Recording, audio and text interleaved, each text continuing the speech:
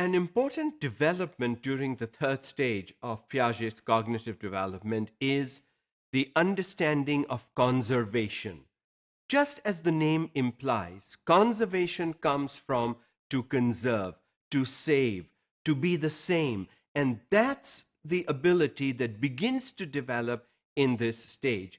And all physical capacities, amount, weight, volume, and number, all the child begins to see as being conserved even as they change shape or appearance.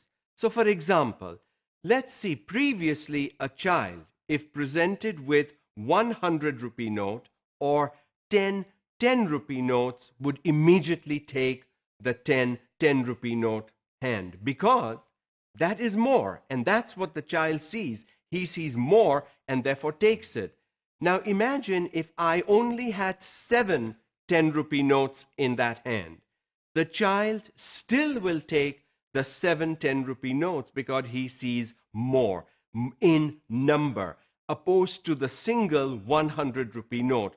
Although the value of the 100 rupee note is more, previously the child was not able to see that that value is more, even though there's only one note. In the concrete operational stage, the child begins to see the value. And if you now present him in this stage with a 100 rupee note and 7 rupee notes, the child is probably not going to take the 7 rupee notes from you. He's rather going to take the 100 rupee note, even though it is only one, because the child has learned to conserve.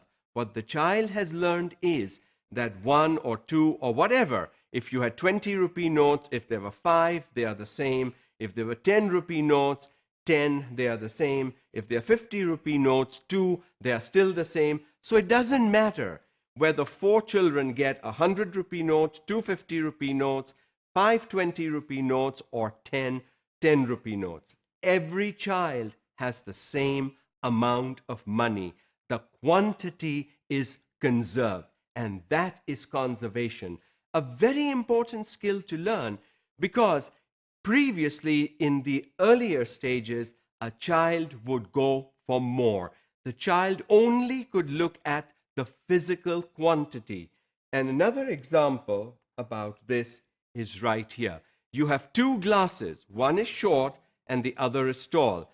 The tall will seem to have more water because it's taller, it's narrower.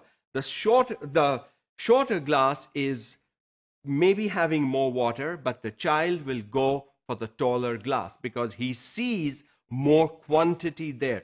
Physically, what he sees is water up to this level in the tall glass, water up to this level in the short glass, and therefore he goes for the taller glass.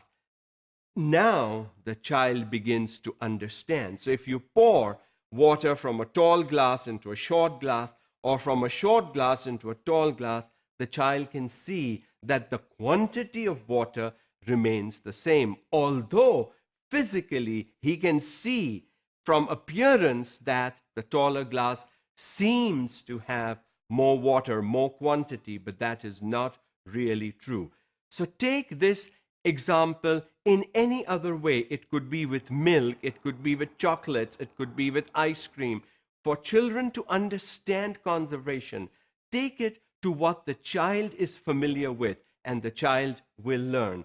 So necessarily a bigger tube or a fatter box or a larger amount of something does not mean it has more value.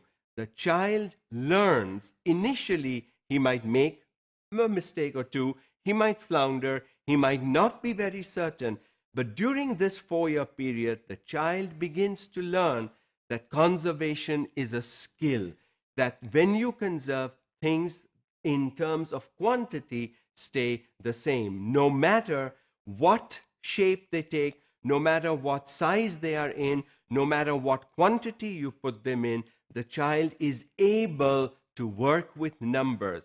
The child is able to count. The child is able to make more sense of the real world for himself, and therefore understands that conservation is a skill, And conservation means the amount is the same. And when somebody, the parent or an older sibling or a teacher or somebody, spends time with the student trying to make the different packets and show how they are the same, that reinforces conservation to children.